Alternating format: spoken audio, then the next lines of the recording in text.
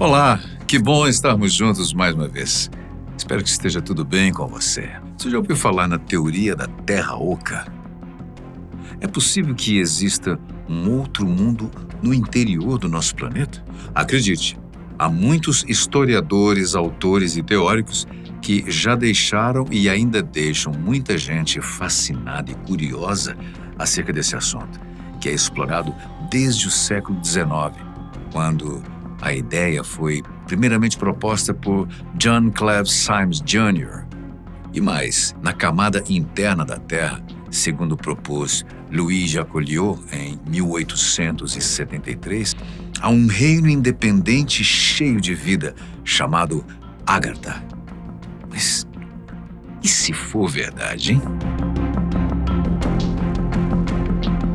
O ano era 1818. John Cleve Symons, um oficial do exército que também era comerciante e palestrante, sugeriu que a Terra consistia numa cunha oca com cerca de 1.300 quilômetros ou 810 milhas de espessura, com aberturas de cerca de 2.300 quilômetros ou 1.400 milhas, em ambos os polos, com 4 cascas internas, cada uma aberta nos polos. O interessante é que o próprio Symons nunca escreveu nada a respeito das suas ideias, mas chamou a atenção tanto de autores de história e ficção, como Júlio Verne, que escreveu Viagem ao Centro da Terra, famoso romance com base nelas, e também de exploradores como o arqueólogo James McBride, entre outros.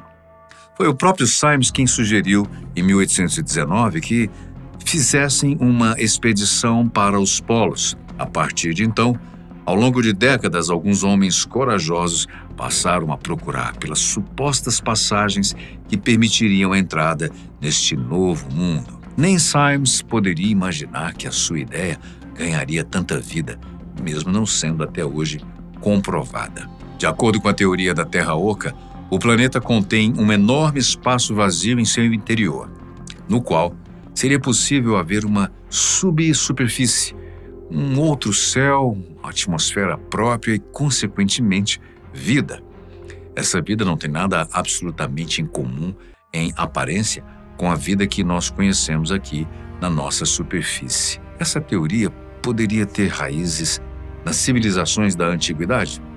Olha, é bem provável.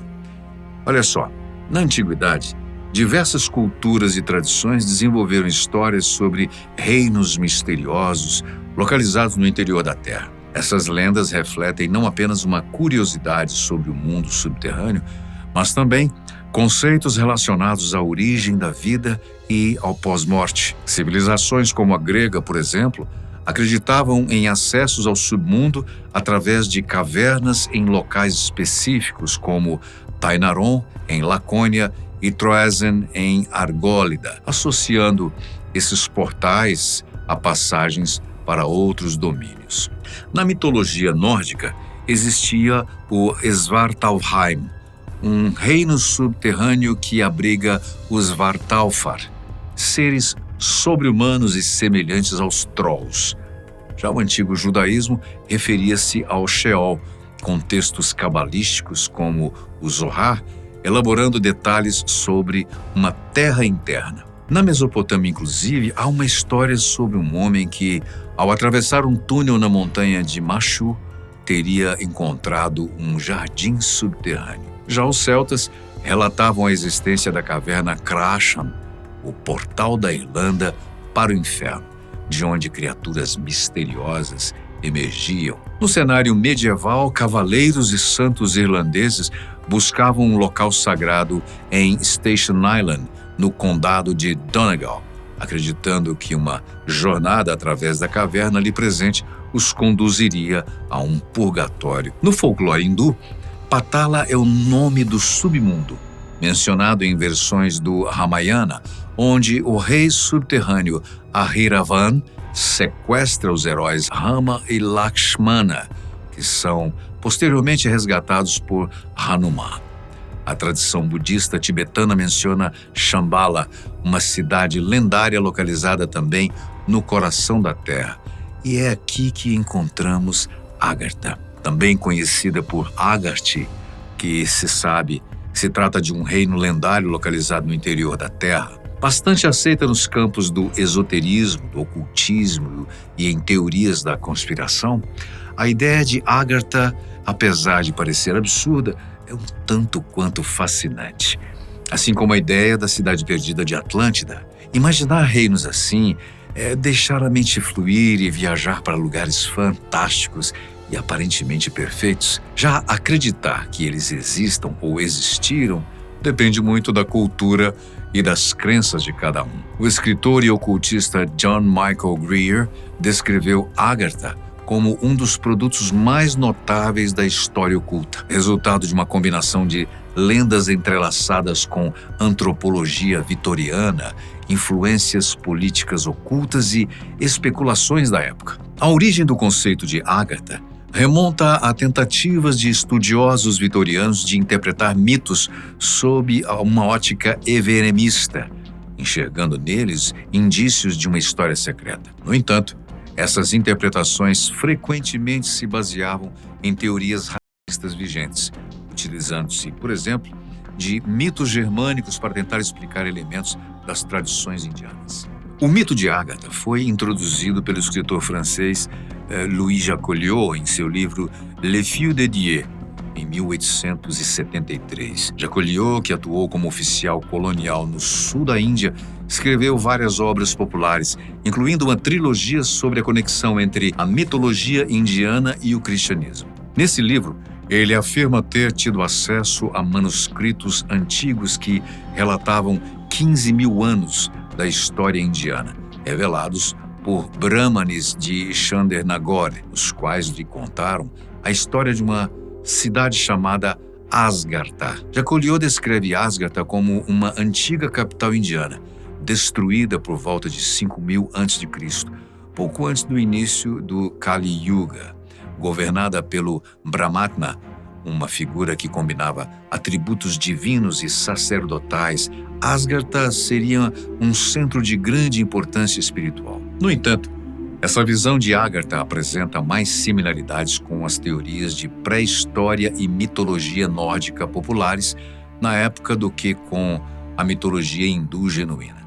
O termo Asgartha parece inspirado em Asgard, o reino dos deuses da mitologia nórdica, com uma adaptação para soar mais próximo do sânscrito. Esse é um termo que ficou mais conhecido por causa da história de Thor, um dos heróis Marvel. A obra Le Feu de Dieu ganhou popularidade na França, divulgando amplamente o conceito de Agartha. Em 1876, 3 anos após a publicação de Jacoliot, o conceito foi retomado numa obra anônima chamada Ghostland, ou Pesquisas sobre os Mistérios do Ocultismo, que também discutia a mítica cidade subterrânea de Agartha.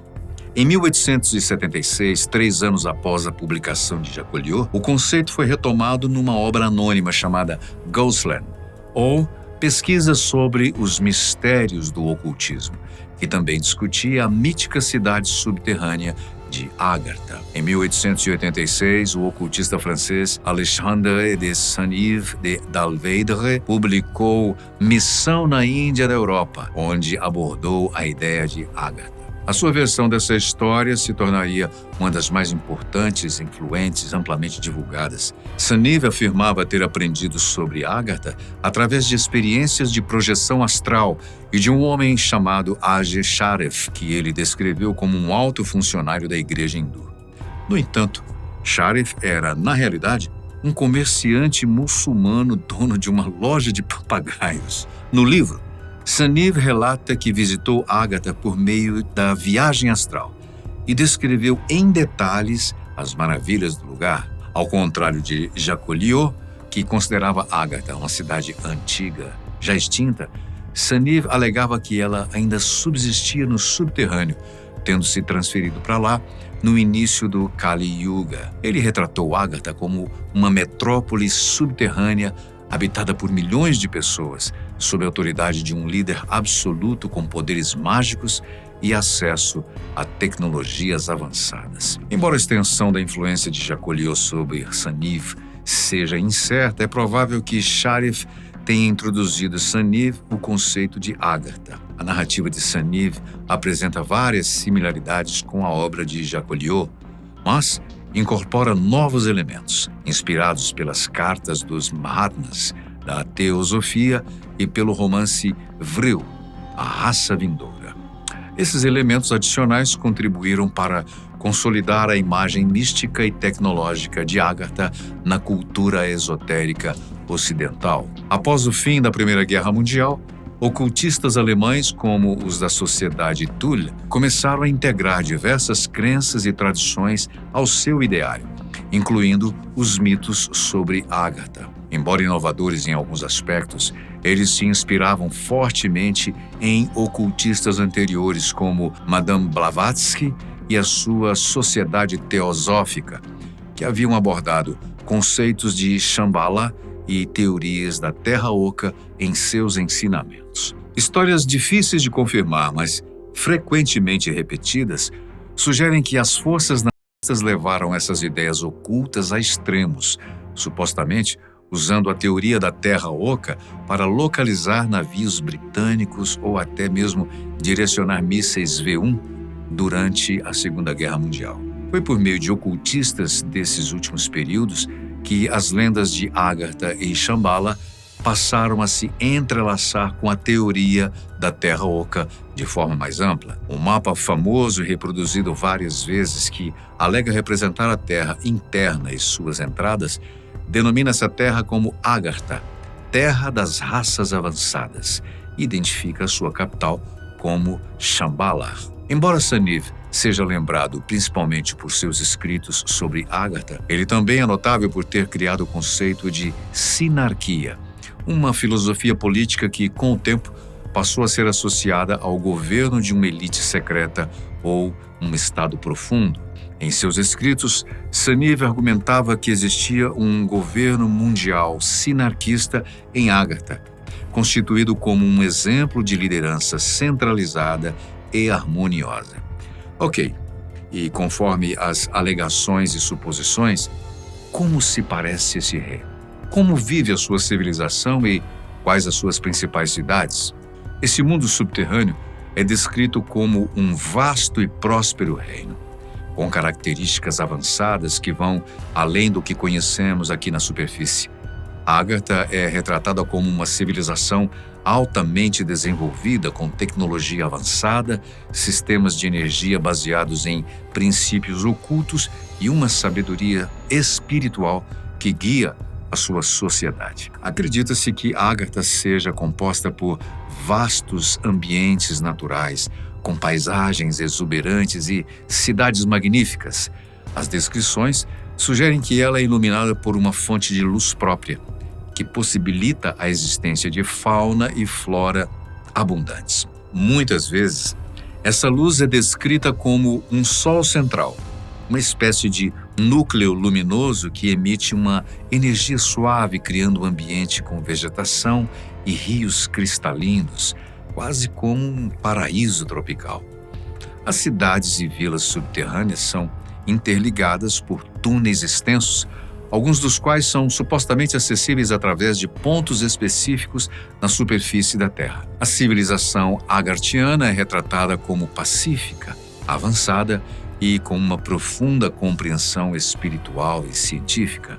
Diz-se que seus habitantes dominam tecnologias desconhecidas na nossa superfície, com sistemas de energia limpa e um conhecimento profundo das forças naturais e espirituais. A estrutura social seria organizada em torno de princípios de harmonia e equilíbrio, liderada por sábios que, em algumas versões, são seres iluminados com uma missão de preservar o conhecimento antigo. Os habitantes de Agartha seriam humanoides de aparência semelhante à nossa, mas com capacidades mentais e espirituais ampliadas, incluindo telepatia e telecinese.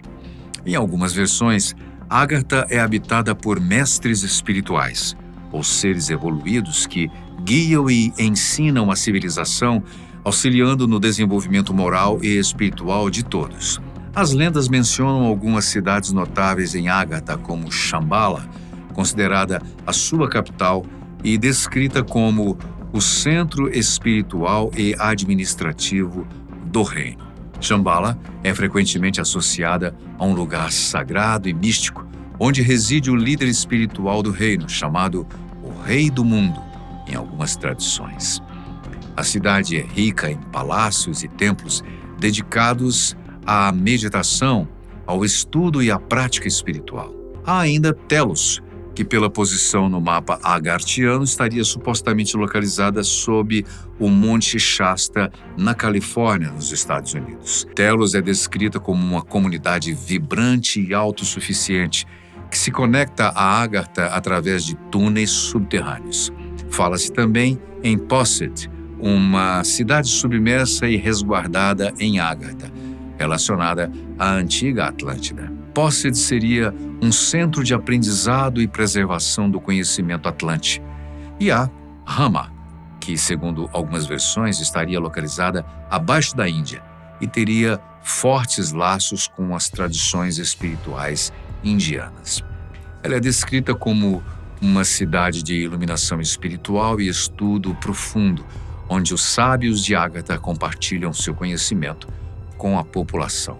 Às vezes eu me pergunto se tudo isso é mesmo possível ou se trata de um complexo e oculto desejo nosso, seres humanos, em viver numa civilização tão avançada como contadas nas lendas. Agartha, por mais inconcebível que seja na prática, é o sonho de alguns homens em fazer da sociedade algo melhor, seja pelo desejo de viver numa outra realidade mais pacífica e tecnologicamente promissora, seja pela ambição natural humana em querer sempre se superar.